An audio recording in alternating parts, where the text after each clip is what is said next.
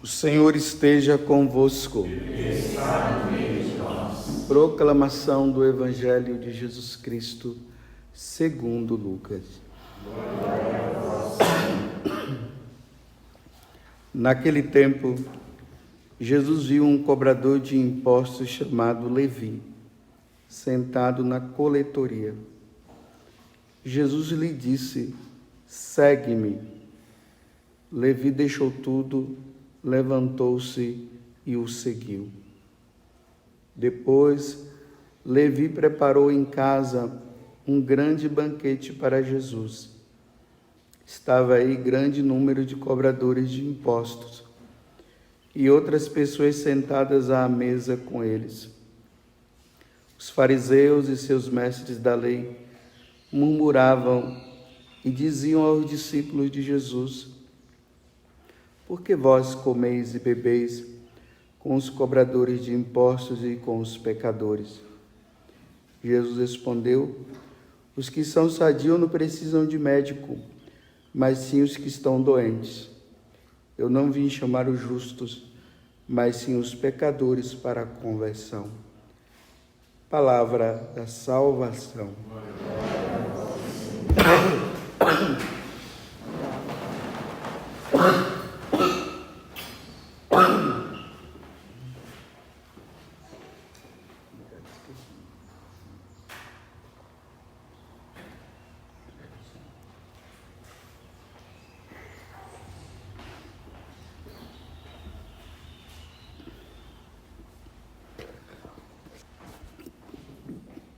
Bem, nós estamos no sábado chamado Depois das Cinzas.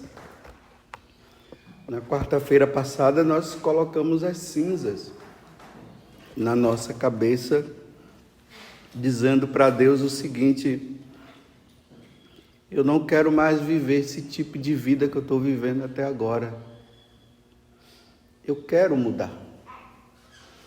Justamente porque nós vimos, na terça-feira anterior, que nós ainda estávamos no tempo comum, aquele desabafo de Deus, no livro do Gênesis.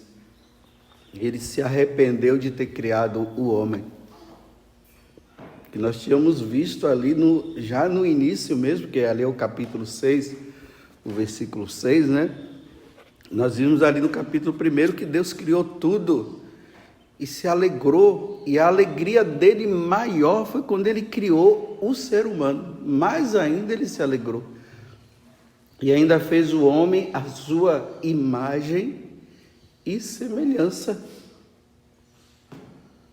Mas o homem vai e pisa na bola. E ali o capítulo 6 do livro de Gênesis diz que em vez de a maldade ela crescer, ela diminuir, a maldade crescia. Então, na medida que o tempo foi passando, a maldade do homem aumentou. Então, Deus chega no momento que diz: eu me arrependi de ter criado o homem.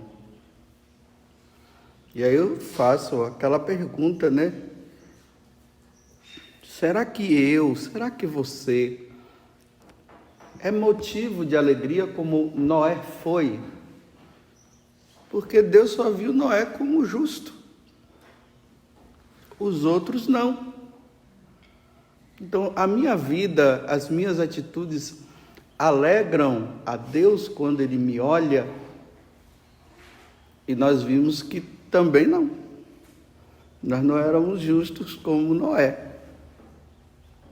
Então, nós nos propusemos: tá bom, Senhor, eu vou colocar a cinza na minha cabeça, para eu lembrar que eu sou pó, e ao pó retornarei. Eu vou colocar as cinzas sobre a minha cabeça, e diante daquela palavra que o Senhor disse: convertei-vos e crede no Evangelho, eu me proponho a me converter, a mudar de vida. E nós entramos agora nesse caminho, fazendo penitência, mostrando para Deus que realmente nós não queremos viver isso, Mas eu tenho dito também para nós tomarmos cuidado para que isso não seja apenas uma prática externa, né? Estou fazendo isso, mas interiormente, os meus atos, aquilo que está me levando a entender, Senhor, eu não quero ser motivo de tristeza, eu não quero que o Senhor diga para mim, eu me arrependi de ter criado o Padre José Augusto, por causa dessa atitude minha. Então, essa atitude minha interior, que eu estou expressando de forma externa com as práticas, realmente isso está acontecendo?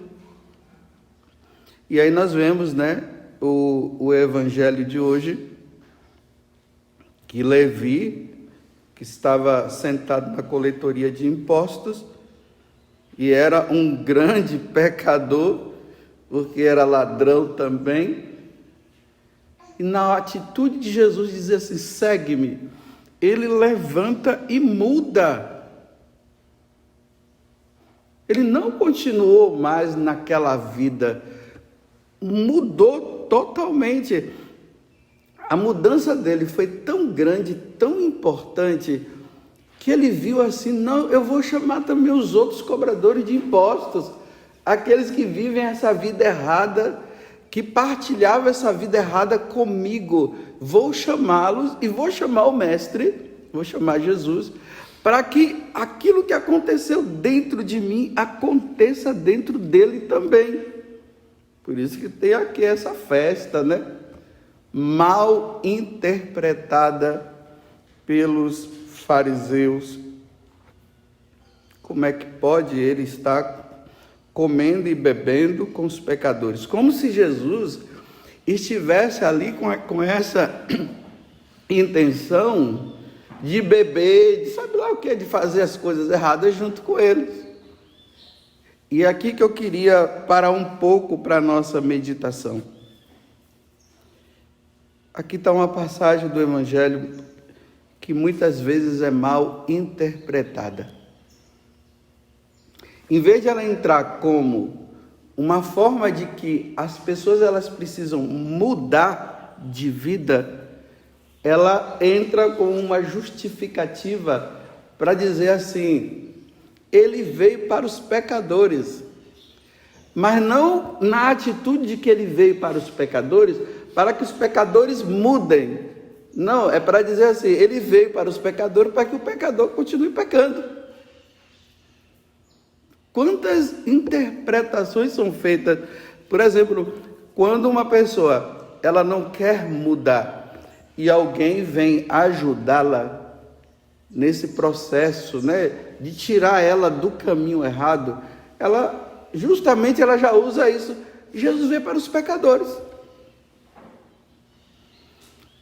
Você se lembra que Jesus falou que não são os sadios que precisam do médico, mas sim os doentes? Então ele veio chamar os justos.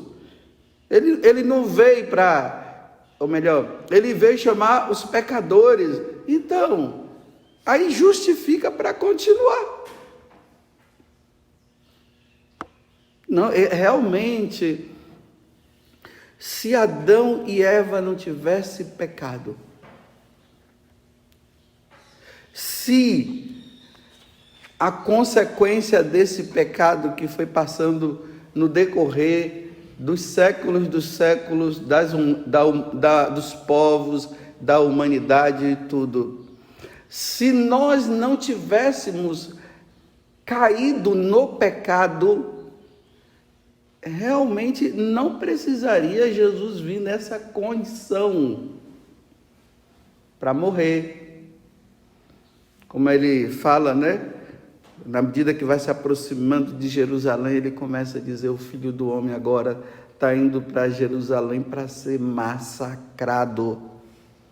Mas fiquem tranquilos, ele vai morrer, mas ao terceiro dia ele vai ressuscitar. Então, ele vem com essa finalidade. Realmente, a humanidade se tornou doente porque a humanidade perdeu Deus, ficou sem Deus. Um mundo sem Deus é um mundo doente.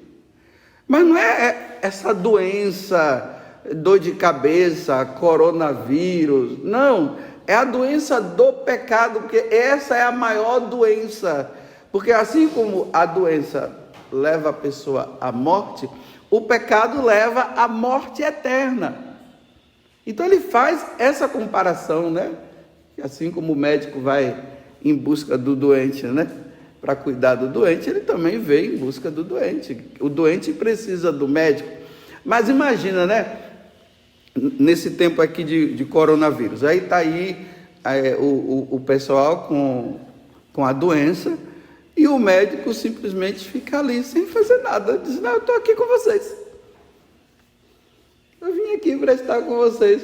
Mas você não é o médico? Sim, eu sou médico, mas estou aqui com vocês. Não faz nada. É essa a interpretação errada.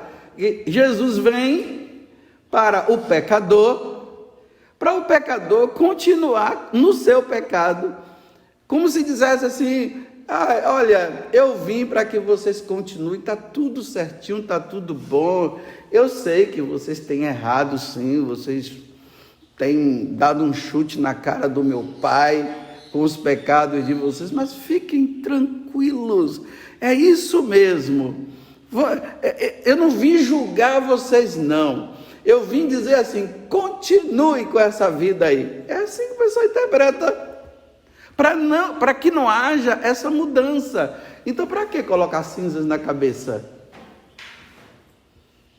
Para quê? É um teatrinho? A morte dele na cruz foi um outro teatro? E aqui vem o complemento, né? Realmente eu não quero a morte do pecador, diz o Senhor. Ezequiel 33, versículo 11, que é a antífona do Evangelho. Não quero a morte do pecador, diz o Senhor. Olha bem, é isso mesmo. Agora vem o complemento. Mas que ele volte, porque estava afastado, mas que ele volte, se converta, ou seja, mude de vida, para ter vida, o que? Vida eterna. Então, tem que haver essa mudança. Ele vem para o pecador, que reconhece que ofende a ele, para que ele se volte para Deus, numa atitude de mudança de vida, para que ele tenha vida eterna. Aqui está. Por isso que nós estamos ainda, né? Não fiquem pensando que a cinza não está mais porque você tomou o banho.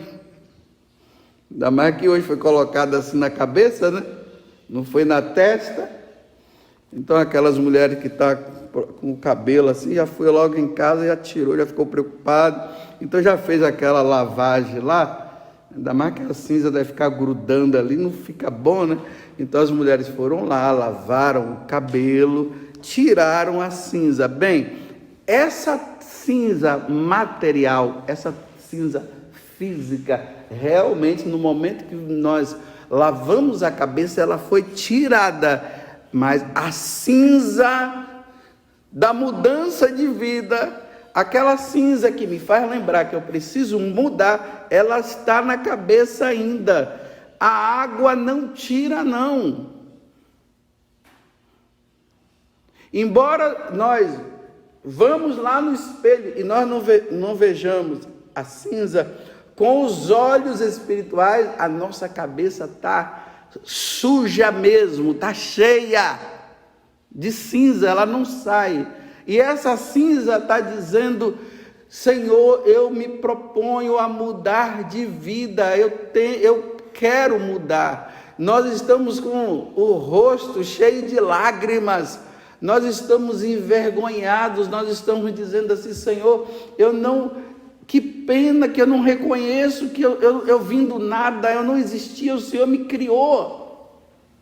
O Senhor me criou para eu te servir, o Senhor me criou para te amar, e o que foi que eu fiz, Senhor? Eu não te amo. O primeiro mandamento está longe da minha vida. Olha as minhas atitudes com os meus irmãos, o que eu faço com esse, o que eu faço com aquele, os meus pecados, os meus mesmo, que às vezes a gente diz que não atinge o outro, mas todo pecado atinge, enquanto corpo místico de Cristo, atinge a todo, mas aquele pecado que eu continuo fazendo, que eu continuo realizando, Senhor, eu estou extremamente envergonhado, me tira dessa situação, lava-me, como Davi fala, né? Ele admite que ele pecou, que ele adulterou, que ele matou a esposa do melhor amigo dele e ainda pegou ela para ele.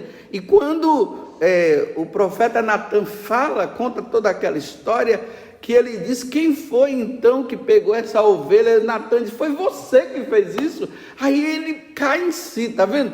Mudança, ele cai em si, meu Deus, aí ele se ajoelha e diz, Senhor, tem piedade de mim, realmente. Você está vendo? É assim, gente, que nós devemos estar nesse tempo de quaresma. Nós não podemos simplesmente colocar a cinza na cabeça, depois nós vamos para as nossas casas e não há mudança no nosso coração. Nós não pensamos. Olha, quando eu venho lá de casa, eu gosto de passar ali por cima, né? Aí eu vou vendo a Via Sacra, aí eu vou ali bem rapidinho, estou vindo para mim, eu paro, primeira estação, aí eu vou vendo. Venho, aí agora eu venho cá por cima.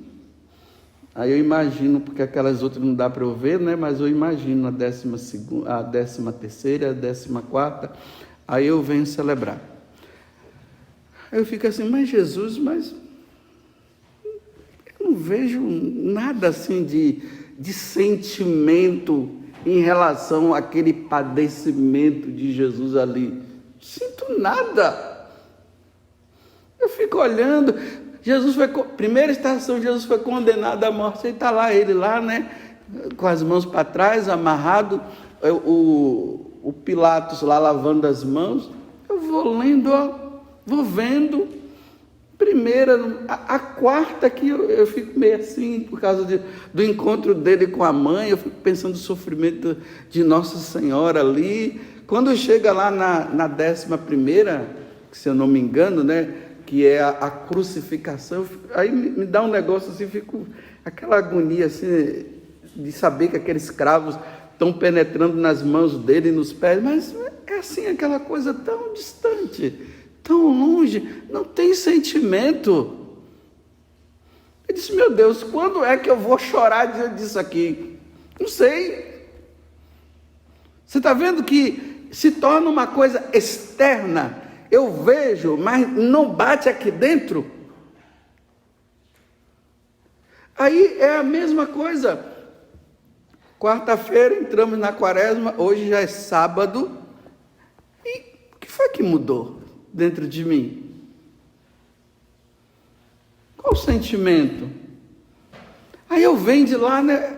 Aí eu venho tentando, eu digo, olha, venho meditando, guardando no coração, eu digo, olha, durante o dia, eu vou fazer o possível para ficar recolhido, para ficar pensando isso aqui, essas coisas, né, que eu preciso mudar. Acaba a missa, eu vou embora e começo a encontrar gente para lá, acabou tudo. Acabou, esqueço tudo. Esqueço o que eu falei aqui. Vou embora, assim. Eu não posso me contentar com isso. Se São Francisco subia lá naquele monte e gritava, o amor não é amado, e o homem chorava e ficava assim, por que eu não choro? Frieza, meu coração está distante, está longe.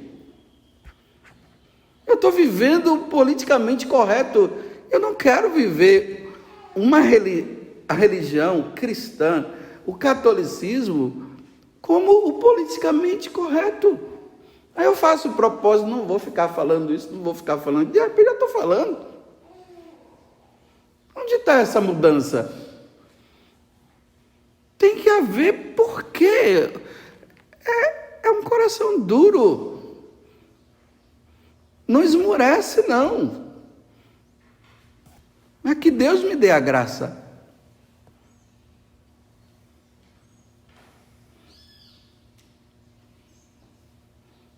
Que Deus me dê a graça, que Deus te dê a graça. Isso não é só para os santos, é para quem é batizado. É para todos nós. Está vendo que situação que é preciso se humilhar e pedir a Deus essa graça? Senhor, que realmente eu me converta aqui dentro. Mas as penitências eu estou fazendo. Não estou fazendo mais. Como hoje é quarta, quinta, sexta, sábado, já foram 3 dias, né? Amanhã, primeiro domingo. Vamos ver, né? Será que daqui até lá, o que é que eu poderei dizer que houve de mudança dentro de mim? Tem que haver alguma mudança. Tem que haver alguma mudança dentro de você, dentro de nós. Senão eu vou justificar porque talvez aquele pecadinho ou aquele pecadão não estou conseguindo sair mesmo, aí eu vou e justifico, né? Deus veio para os pecadores, Ele é misericordioso, para eu continuar nele. Não no sentido que eu sou pecador e Ele é misericordioso, e Ele veio por causa dos meus pecados, para que aconteça a mudança dentro de mim, como está dizendo aqui no livro de Ezequiel 33, versículo 11. Em vez de acontecer essa mudança, não, eu justifico, eu sou assim mesmo. Imagine vocês terem que me tolerar. Aí eu tenho umas atitudes que até atrapalham a vida comunitária, e você tem que dizer, aí eu digo assim para você, tem que me aceitar assim. Não vou te aceitar assim. Eu te suporto, como eu falei esses dias, né? Não tem outro jeito, eu vou te suportar. Mas eu não aceito isso aí que você está vivendo, não. E além do mais, isso que você está vivendo está me fazendo pecar também. Por favor, né? Me ajuda. Vamos fazer essa ajuda. Você me ajuda a não pecar, eu também não ajudo você. Mas você dizer, eu sou assim, e eu vou viver assim? Então você quer viver assim? Então você vive assim. Eu vou te suportar. Essa é a minha penitência. Eu te suporto até o dia que Deus quiser. Eu estou pedindo a Deus que talvez não demore tanto, mas se for para demorar, que Deus me dê toda a estrutura física, psicológica, espiritual, religiosa, tudo que você quiser colocar, para eu te aguentar, porque eu não te aguento, não, mas que Deus me dê a força. Já que você não quer mudar, eu te suporto. Louvado seja nosso Senhor Jesus Cristo. E a nossa Mãe Maria Santíssima.